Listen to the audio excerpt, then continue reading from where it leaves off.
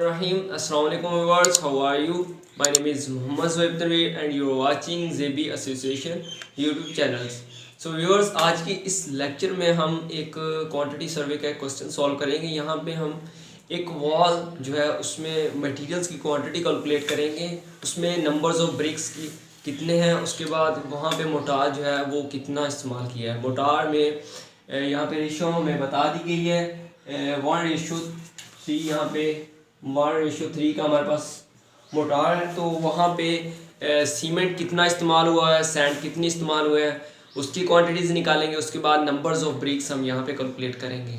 तो यहाँ पे मैं आपको कुछ सिंपल उसका रिव्यू दे देता हूँ कि किस तरह हम इसको कैलकुलेट करेंगे। सबसे पहले वहाँ पे मैं कंडीशन ये दी है कि जो वॉल्स है उसमें 25% जो है वो मोटार है।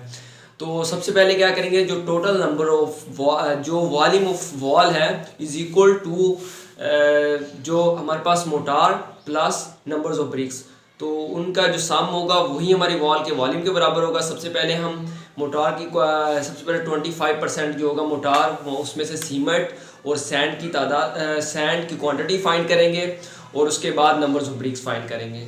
तो सबसे पहले स्टार्ट करते हैं। यहाँ पे हम सबसे पहले हम निकाल लेते हैं हमारा वॉल्यूम ऑफ वॉल।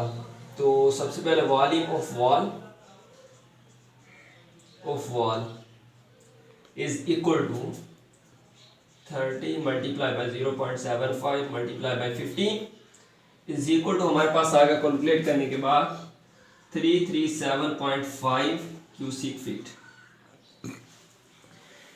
और उसके बाद यहाँ पे हमें बताया गया है कि 25% जो है हमारे पास वो मोटार है। तो सबसे पहले यहाँ पे मैं लिख देता हूँ टोटल वॉल्यूम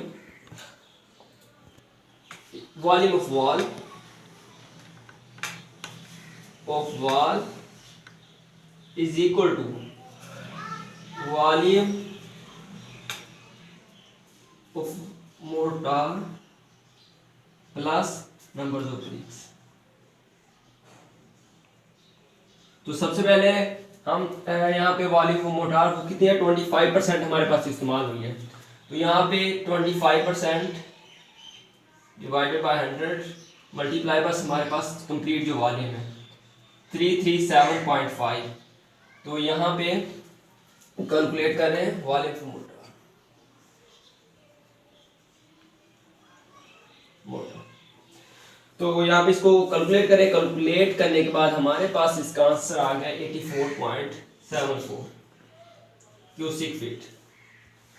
और यहाँ पे मैं आपको बताना चाह रहा था कि हम प्रीवियस जो लेक्चर है उसका मैं लिंक आपको डिस्क्रिप्शन में दे दूंगा। वहाँ पे मैंने आपको एक्सप्लेन किया था कि किस तरह हम इसकी क्वांटिटीज निकालते हैं। तो वहाँ पे एक फैक्टर हम अप्लाई कर रहे थे, श्रिंकिंग फैक्टर होता है वो 33% हम इस्तेमाल कर रहे थे। तो वो हमेशा मीटर्स में होता है, अगर हमारी क्वांटिटीज मीटर्स में हो तो इसको हम सबसे पहले मीटर क्यूब में हम कन्वर्ट कर लेंगे, उसके बाद वो उस फैक्टर से मल्टीप्लाई करेंगे इसका ड्राई वॉल्यूम के लिए। तो यहाँ पे ये इसका वेट वॉल्यूम है, तो इसको डिवाइड कर देंगे हमारे पास क्यूसिक फीट को, इसको मीटर क्यूब के लिए। तो 84.74 divide by 35.31 is equal to, इसको कैलकुलेट करें। कैलकुलेट करने के बाद हमारे पास आंसर 2.389। तो यहाँ पे मैं इसका यूनिट लिख देता हूँ कि 1 metre cube is equal to होता है 35.31 फीट क्यूब। तो यहाँ पे मैंने जस्ट यूनिट की कन्वर्जन की है इस पॉइंट पे। तो यहाँ पे इसको मीटर क्यूब हम लिख सकते हैं क्योंकि हमने इसको मीटर्स में कन्वर्ट कर लिया है। उसके बाद यहाँ पे अब इसका dry volume is equal to 2.389 multiply by shrinking factor 33% मैंने आपको बताया था। तो यहाँ पे ये 1 मीटर क्यूब के लिए जो फैक्टर है तो उसको मल्टीप्लाई कर देगा टोटल के साथ, तो हमारे पास ये आ जाएगा 3.177 क्यूसिक मीटर हमारे पास आ गया ड्राई वॉल्यूम हमारे पास ड्राई वॉल्यूम। उसके बाद यहाँ पे हमारे पास जो थी वो 1:3 है। तो सबसे पहले सम ऑफ रेशियोज कर लेते हैं। Sum of ratio is equal to 1 + 3 is equal to 4 आ गया हमारे पास। और उसके बाद अब निकाल लेते हैं जी क्वांटिटी ऑफ सीमेंट।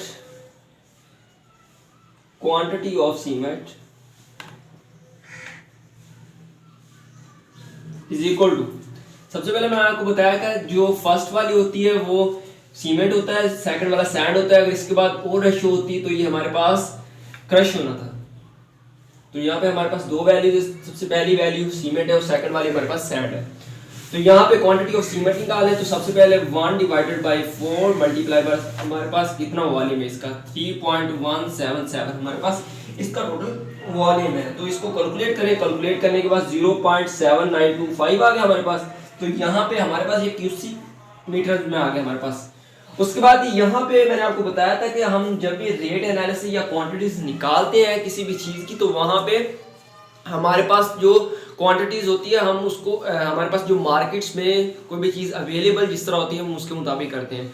यहाँ पे हमारे पास जो सीमेंट होता है वो हमेशा बैग्स में निकालने पड़ते हैं हमें, क्योंकि हमें मार्केट में बैग्स में अवेलेबल होते हैं। तो वहाँ पे इसलिए हम इसको बैग्स में कन्वर्ट करेंगे। तो हम इसको बैग्स में कन्वर्ट करने के लिए इसको हम सीमेंट की डेंसिटी के साथ मल्टीप्लाई कर देंगे और उसके बाद जब डेंसिटी ये वेट में कन्वर्ट हो जाएगा तो उसको डिवाइड कर देंगे हम 50 से, क्योंकि हमारे जो पर बैग की जो वेट होता है वो 50 kg होता है। तो यहाँ पे इसको मल्टीप्लाई कर देंगे 1440 से, डिवाइडेड बाय 50 कर दिया हमने पर बैग का वॉल्यूम। तो यहाँ पे क्वांटिटीज ऑफ सीमेंट आ जाएगी हमारे पास, quantity of cement, quantity of cement.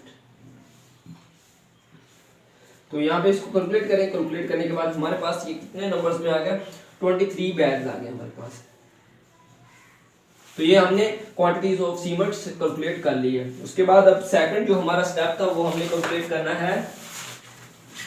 जो सेकंड स्टेप है इसमें हमने कैलकुलेट करना है हम सैंड।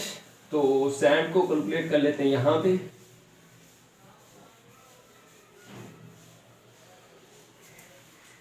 तो यहाँ पे सैंड को कैलकुलेट कर लेते हैं, क्वांटिटीज ऑफ सैंड।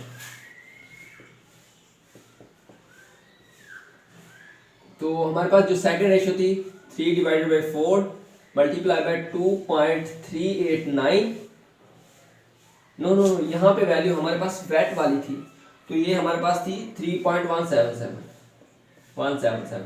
तो इसको कैलकुलेट करें, कैलकुलेट करने के बाद हमारे पास ये आंसर आ गया 2.38। ये हमारे पास 2.382 हमारे पास क्यूबिक मीटर आ गया। तो हमने यहाँ पे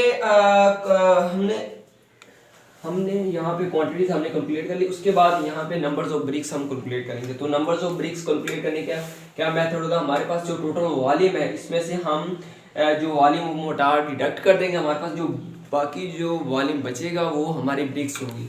तो यहाँ पे नंबर्स जो ब्रिक्स होगी वो हमारी उसमें से नंबर्स ऑफ ब्रिक्स निकालेंगे। तो यहाँ पे क्या करते हैं, वॉल्यूम ऑफ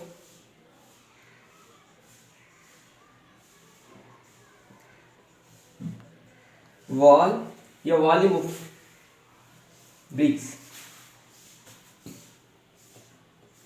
वॉल।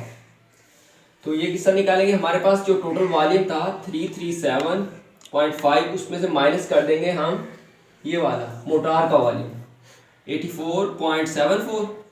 तो हमारे पास जो वॉल्यूम अब बचेगा ये वाला हमारे जो वॉल का होगा उसमें ब्रिक्स आएंगी। तो ये इसको माइनस कर दे तो 253.125 आ गया हमारे पास क्यूबिक फीट हमारे पास। तो ये हमारे पास जो वॉल्यूम ये वाला है इसमें ब्रिक्स आएंगी। तो यहाँ पे नंबर्स ऑफ ब्रिक्स कैलकुलेट कर लेते हैं। तो नंबर्स ऑफ ब्रिक्स कैलकुलेट करने के लिए मैंने आपको बताया था 0.073 हमारे पास फैक्टर होता है, उससे डिवाइड करते हैं। तो वो फैक्टर्स मैंने प्रीवियस लेक्चर में आपको एक्सप्लेन कर दिया था, उसका मैं लिंक आपको डिस्क्रिप्शन में दे दूंगा, तो वहाँ पे आप इसको देख सकते हैं। तो यहाँ पे numbers of numbers of BRICS हमारे पास 253.125 डिवाइडेड बाय 0.0073। तो यहाँ पे इसको डिवाइड कर दें, हमारे पास 3600 आ गए नंबर्स। उसके बाद 10% इसमें वेस्टेज होती है, तो यहाँ पे लिख देते हैं 10% wastage is equal to 10 divided by 100 multiply by 3600। ये से कट गया तो 3060 आ गया हमारे पास नंबर्स। तो नेट ब्रिक्स तो 3600 प्लस 36 तो इज इक्वल टू करने के बाद हमारे पास 3960 नंबर्स आ गए। तो इस तरह हमने इसकी हमने नंबर्स ऑफ ब्रिक्स कैलकुलेट करिए। तो यहाँ पे मैं आपको लिख देता हूँ कि कौन कौन सी चीज़ हमने यहाँ पे कैलकुलेट की है इस वॉल के लिए। सबसे पहले हमने सीमेंट, क्वांटिटी ऑफ सीमेंट निकाली थी, क्वांटिटी ऑफ सीमेंट। तो ये हमारे पास 23 बैग्स आए थे। और सेकंड नंबर पे हमने क्वांटिटी ऑफ सैंड निकाली, ऑफ सैंड। जो क्वांटिटी ऑफ सैंड निकाली थी वो हमारे पास 2.382 आई थी, क्यूसिक मीटर में आई थी हमारे पास। उसके बाद थर्ड नंबर पे हमने निकाले थे नंबर्स ऑफ ब्रिक्स। तो ये 3960 नंबर्स में आए थे। तो इतनी ब्रिक्स हमारी। तो यहाँ पे व्यूअर्स हमने कैलकुलेट कर लिया कि हमारे पास जो ये वॉल जिसकी लेंथ 30 फीट और उसकी ब्रेथ जो 0.75 या 9 इंचेस, उसके बाद उसकी जो हाइट 15 फीट होगी, तो उसके लिए हमें जो क्वांटिटीज रिक्वायर्ड होंगी उसको एनालिसिस करने के लिए, उसको इम्प्लीमेंट करने के लिए, तो 23 बैग्स हमारे पास सीमेंट के रिक्वायर्ड होंगे और यहाँ पे इतनी हमें सैंड चाहिए होगी। उसके बाद 3960 नंबर्स ऑफ ब्रिक्स हमें रिक्वायर्ड होगी उसको बनाने के लिए, उस वॉल को। तो व्यूअर्स बताएं आपको वीडियो कैसी लगी, और अगर किसी भी किस्म का आपको कोई भी अभाम हो तो आप मुझे कमेंट में बता सकते हैं। और अगर किसी ने मेरा चैनल सब्सक्राइब नहीं किया तो प्लीज़ मेरा चैनल सब्सक्राइब कर लें और बेल आइकन को लाजमी क्लिक करें, ताकि मेरी नई आने वाली वीडियो आपको जल्दी से हासिल हो सके और आप इससे ज़्यादा फ़ायदा उठा सकें। Thanks for watching.